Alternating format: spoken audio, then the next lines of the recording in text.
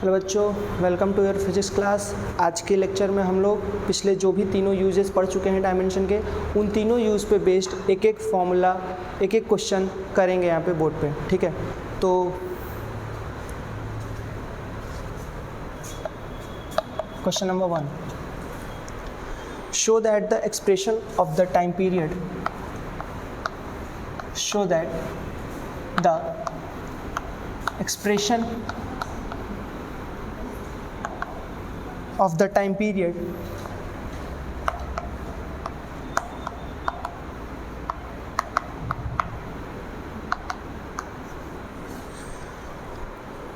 t of a simple pendulum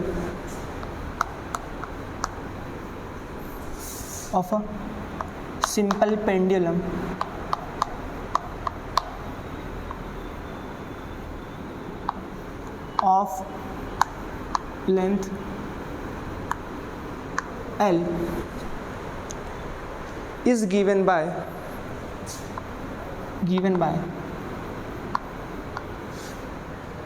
t equals to 2 pi under root L upon G is dimensionally correct, is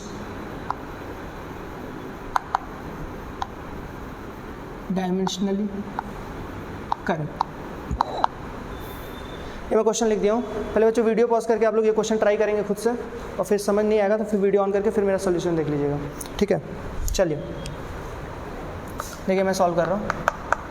क्या equation दिया है? T equal to 2 pi under root L upon G. तो equation को लिख लीजिए, T equals to 2 pi under root L upon G. इसमें T क्या है? जो टी टाइम पीरियड है, 2 पाई तो हमारा कांस्टेंट है, और कांस्टेंट का कोई डायमेंशन नहीं होता है। ठीक है, कांस्टेंट का डायमेंशन नहीं होता है। एल क्या है? एल लेंथ है। जी क्या है? जी एक्सेलरेशन ड्यू टू ग्रेविटी है। ठीक है, acceleration due to gravity. Acceleration due to gravity आप लोग ग्रेविटेशन चैप्टर में पढ़े होंगे, या फिर 9th में थोड़ा बहुत ग्रेविटेशन है, वहाँ पे पढ़ के आ रहे होंगे। ठीक है, तो ये जो टी है ये टाइम पीरियड है। टाइम पीरियड किसका? सिंपल पेंडुलम का। टाइम पीरियड कहता क्या है, होता क्या है? तो एक साइकिल कंप्लीट करने में किसी पार्टिकल को जितना समय लगा, जितना टाइम लगा, उसी को हम टाइम पीरियड कहते हैं। एक साइकिल कंप्लीट करने का टाइम है ये। ठीक है, इसको टाइम पीरियड कहते हैं। 2 पाई हमारा कांस्टेंट है, एल हमारा लेंथ है किसका? सिंपल पेंडुलम का। जी के एक्सेलरेशन ड्यू टू ग्रेविटी है। चलो, तो कैसे डायमेंशनली करेक्टनेस इसका चेक करेंगे? तो पहले एलएचएस का डायमेंशन निकालेंगे, आरएचएस का डायमेंशन निकालेंगे। अगर दोनों बराबर आ गए तो कहेंगे कि इक्वेशन हमारी डायमेंशनली करेक्ट है। अगर दोनों बराबर नहीं है तो हम कहेंगे इक्वेशन हमारी डायमेंशनली इनकरेक्ट है। तो चलिए पहले एलएचएस का देखते हैं। तो टी का डायमेंशन, टी टेम्परेचर नहीं है, टी टाइम पीरियड है। टाइम पीरियड का डायमेंशन टी, सिंपल। चलिए आरएचएस। अच्छा, पहले मैं बता दे रहा हूँ, एल हमारा क्या है? लेंथ। जी हमारा क्या है? एक्सीलरेशन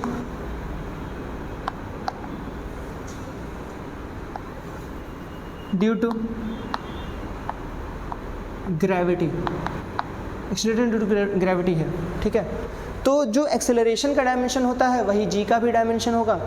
मतलब अगर हम डायमेंशन निकाल रहे हैं 2 pi under root L upon G का, तो मीन्स एल बाई जी के पावर 1/2। एल का डायमेंशन, लेंथ का डायमेंशन 1/2। जी का डायमेंशन एल टी माइनस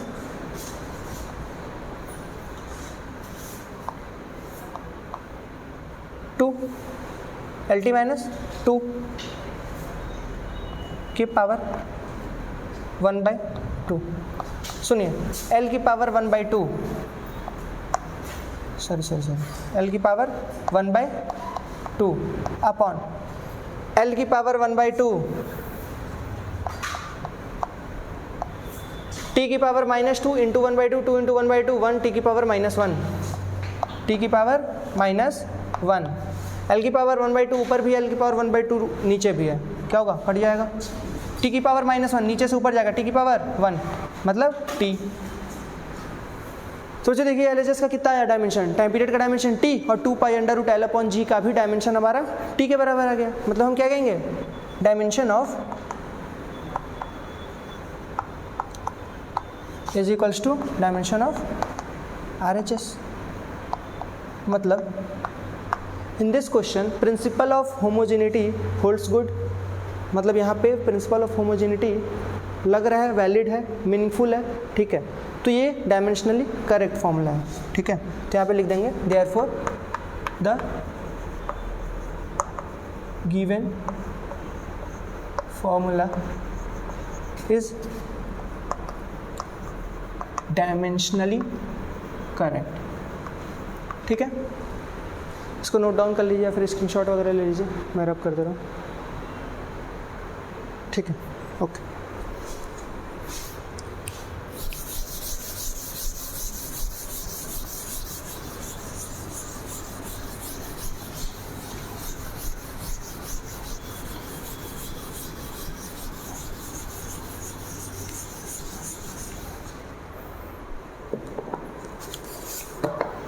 चलिए बच्चों सेकंड क्वेश्चन करेंगे। Question number 2, the velocity v of a particle, the velocity v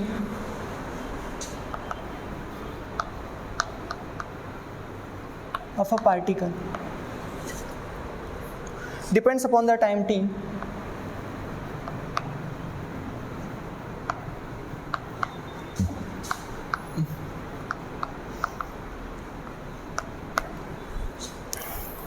according to the equation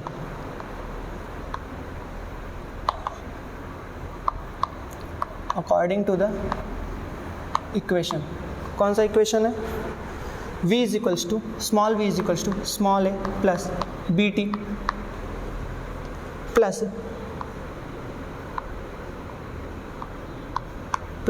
c upon d plus t। Write the dimension of A, B, C and D. Write the dimension of A, B, C and D। अच्छा, ये principal of homogeneity का question है। फिर से मैं बता दे रहा हूँ, प्रिंसिपल ऑफ होमोजेनिटी क्या कहता है कि अगर कोई फिजिकल इक्वेशन है उसमें एक से ज़्यादा टर्म्स अपीयर हो रहे हैं तो जितने भी टर्म्स हैं उन सारों का डायमेंशन क्या होगा? सेम होगा, उन सारों का डायमेंशन सेम होगा, ठीक है। तो ये हमारा इक्वेशन है, v equals to a plus B T plus c upon d plus T. देखिए यानी कि कितने टर्म्स हैं यहाँ पे? राइट हैंड साइड में देखिए 1, 2 और 3 टर्म्स हैं, ठीक है। मतलब a का जो डायमेंशन होगा वही v का डायमेंशन होगा, मीन्स v का जो डायमेंशन होगा वही a का होगा, v का जो डायमेंशन होगा वही bt का होगा, और v का जो डायमेंशन होगा वही c upon d plus T का भी होगा। d प्लस टी हो रहा है यहाँ पे, देखिए d प्लस टी, मैं बोला था a प्लस b, अगर a प्लस b हो रहा है तो a और b दोनों का डायमेंशन क्या होगा? सेम होगा, मतलब d t में जुड़ रहा है, मतलब टाइम में d ऐड हो रहा है, तो टाइम का जो डायमेंशन होगा वही d का भी डायमेंशन होगा। चलिए तो यहाँ से निकालेंगे, पहले a को नहीं निकालेंगे, पहले d को निकालेंगे। तो ऐसे लिख सकते हैं dimension of d is equals to dimension of t is equals to t, मतलब d का डायमेंशन हमको मिल गया। चलिए dimension of a is equals to dimension of v। What is v? v is the velocity, velocity का dimension lt minus 1, lt minus 1, तो a का dimension lt minus 1। Next dimension of bt is equals to dimension of a यानी कि lt minus 1, ठीक है। यानी कि dimension of b is equals to l t minus 1 upon t नीचे आएगा डायमेंशन ऑफ t, तो t हो जाएगा, t ऊपर जाएगा माइनस 1 हो जाएगा, तो lt minus 2, lt minus 2। b का भी डायमेंशन निकल गया। अब c का डायमेंशन कैसे निकलेगा? तो dimension of c upon d plus T, इसको हम ऐसे भी तो लिख सकते हैं, dimension of c upon T is equals to dimension of v is equals to lt minus 1। अब यहाँ से डायमेंशन ऑफ c निकालेंगे, ये टाइम का डायमेंशन उधर जाके, तो lt माइनस 1 इंटू टी यानी कि डायमेंशन l, तो हमारा ए का डायमेंशन LT-1 आया, बी का डायमेंशन LT-2 आया, सी का डायमेंशन L आया और डी का डायमेंशन T आया। ठीक है, यही पूछा था, write down the dimension of A B C and D, निकल गया। ठीक है, इसको नोट डाउन कर लीजिए, मैं रब कर रहा हूँ।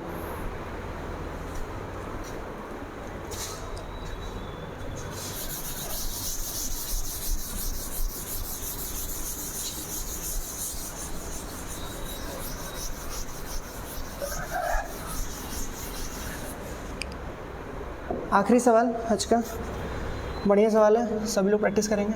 देखिए, the frequency F of a stretched string, the frequency को न्यू से भी दिखाते हैं, एफ से भी दिखाते हैं, यहाँ पे एफ से दिखाया हुआ है। तो frequency F of a stretched string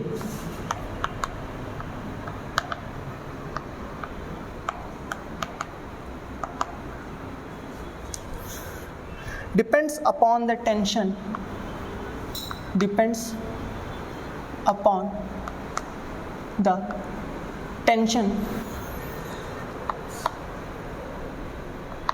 F। Tension को T से दिखाते हैं, लेकिन यहाँ पे ये कैपिटल F से दिखाए हैं। स्मॉल f से ये फ्रीक्वेंसी को दिखा रहे हैं और कैपिटल F से ये टेंशन को दिखा रहे हैं। टेंशन इज अ फोर्स, सबको पता है। हाँ, यहाँ पे ब्रैकेट में लिखा हुआ पर मैं लिख नहीं रहा हूँ, comma, length L of a string, length L of a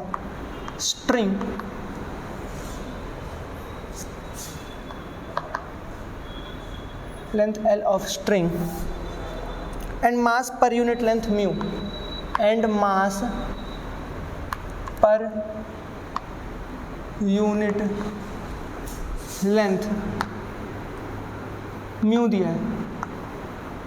अच्छा, ये जो म्यू दिया है ये मास नहीं है, ये मास पर यूनिट लेंथ है। इसका डायमेंशन m नहीं होगा, इसका डायमेंशन ml-1 होगा। अभी करा रहा है ऑफ स्ट्रिंग।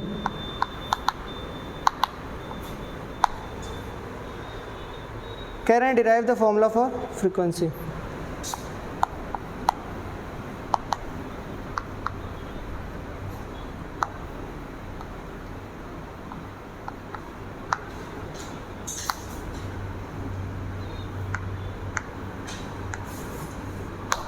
फ्रीक्वेंसी का फॉर्मूला डिराइव करिए। ठीक है, मैं सॉल्व कर रहा हूँ। देखिए, f किस पे डिपेंड कर रहा है, तो small f is directly proportional to depends upon the tension f। मतलब मान लो कैपिटल F की पावर a पे डिपेंड कर रहा है। लेंथ L लेंथ पे डिपेंड कर रहा है, मान लो L की पावर B पे डिपेंड कर रहा है। और मास पर यूनिट लेंथ को म्यू से रिप्रेजेंट कर रहे हैं, तो मान लो म्यू की पावर C पे डिपेंड कर रहा है। यहाँ से प्रोपोर्शनलिटी कांस्टेंट हटाएंगे, इक्वल टू का साइन लगाएंगे, प्रोपोर्शनलिटी साइन हटाएंगे, इक्वल टू का साइन लगाएंगे और एक प्रोपोर्शनलिटी कांस्टेंट को लाएंगे। F की पावर A, L की पावर B, म्यू की power C। What is F? F is our tension. What is tension? Tension is a kind of force. वो भी फोर्स है। फोर्स का डायमेंशन क्या होता है? फोर्स का डायमेंशन mlt-2 होता है, वही टेंशन का भी हो जाएगा। तो अब डायमेंशन डालते हैं। फ्रीक्वेंसी का डायमेंशन, व्हाट इज फ्रीक्वेंसी? 1/टाइम पीरियड। टाइम पीरियड यानी कि टाइम, यानी कि 1/t, यानी कि t-1। तो फ्रीक्वेंसी का डायमेंशन t-1 लिख दीजिए, t-1। अच्छा, इसको ऐसे भी लिख सकते हैं, m0 l0 t-1। चलिए हम ऐसे ही लिख दे रहे हैं, m0 l0 t-1 equals to, proportionality constant का तो कोई डायमेंशन नहीं होता है। चलिए, फोर्स का डायमेंशन mlt-2 की पावर a। लेंथ का डायमेंशन l की power b। Mu, what is mu? Mu is the mass per unit length, मतलब मास अपॉन लेंथ, मतलब m/l ml-1। Good, ml-1 power c। चलिए जरा पावर को distribute कर देते हैं। m की पावर a, m की power c, a plus c। l की पावर यहाँ पे देखिए a, l की पावर b, l की पावर माइनस c। तो मतलब a plus b minus c। t की पावर, t वहाँ पे है नहीं, यहाँ पे भी नहीं है, यहाँ पे है, t की पावर -2a। चलिए इधर क्या है? m0 l0 t-1। यहाँ से अगर हम पावर को कंपेयर करेंगे तो हमारा क्या आएगा, पहले t की पावर को कंपेयर करिए तो -2a, this implies that -2a is equals to -1, this implies that a is equals to 1/2। चलिए a की वैल्यू तो मिल गई, a की वैल्यू मिल गई। अब m वाले को कंपेयर कीजिए, मतलब a plus c is equals to 0।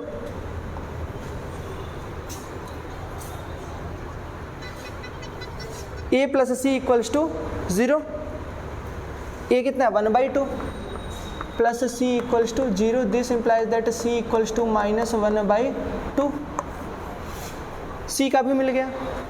अब l का पावर चेक करेंगे, l का power a plus B minus C, a plus B minus C is equals to l की पावर इधर कितना है 0 है, 0 डालिए, यहाँ से b निकालिए, b is equals to c minus a, c कितना -1/2, a कितना 1/2, -1/2 -1/2 ऐड हो जाएगा -1 हो जाएगा, तो b is equals to -1/2 -1/2 is equals to -1। ठीक है, a b c मिल गया, a कितना मिला 1/2, c कितना मिला -1/2, b -1। जरा इसको डाल देते हैं जो भी एक्सप्रेशन था, तो f is equals to k f की पावर a मतलब f की पावर 1/2, l की पावर b मतलब l की पावर -1 अपॉन नहीं, म्यू की पावर c, म्यू की पावर c, c कितना है -1/2।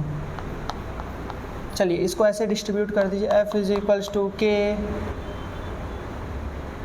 f की पावर 1/2 अपॉन l म्यू की पावर 1/2। इसको ऐसे लिख सकते हैं k/l अंडर रूट में f upon mu, f upon mu. Here experimentally ऐसा पाया गया है कि जो k की वैल्यू है वो 1/2 आती है। ठीक है, अगर आपको नहीं है तो कोई दिक्कत नहीं है, k की वैल्यू 1/2 आती है। मैं फाइनल फॉर्मूला लिख दे रहा हूँ, f is equals to 1/2l under root में f अपॉन म्यू। बच्चों आप यहाँ पे भी छोड़ सकते हैं, यहाँ पे भी आंसर आपका आ जाएगा, लेकिन अगर आपको k की वैल्यू याद है, एक्सपेरिमेंटली ऐसा पाया जाता है, k की वैल्यू अगर आपको याद है स्पेसिफिकली तो आप k की वैल्यू यहाँ पे डाल सकते हैं। ठीक है, वैसे यहाँ पे भी आपका आंसर करेक्ट है। ठीक है बच्चों, ये 3 क्वेश्चन हो गए, 3 हमारे यूजेस थे, इस पे 3 क्वेश्चंस हम लोग कर लिए हैं। ठीक है, नेक्स्ट क्लास में हम लोग सिग्निफिकेंट फिगर के बारे में बात करेंगे, राउंड ऑफ के बारे में बात करेंगे, और उसके बाद इस चैप्टर में एरर एनालिसिस है। 2 डिवाइसेस हमको पढ़नी है, वर्नियर कैलिपर्स और स्क्रू गेज, और उसके बाद ये चैप्टर हमारा कंप्लीट हो जाएगा। फिर हम लोग motion in a straight line start करेंगे। ठीक है बच्चों, all the best, thank you.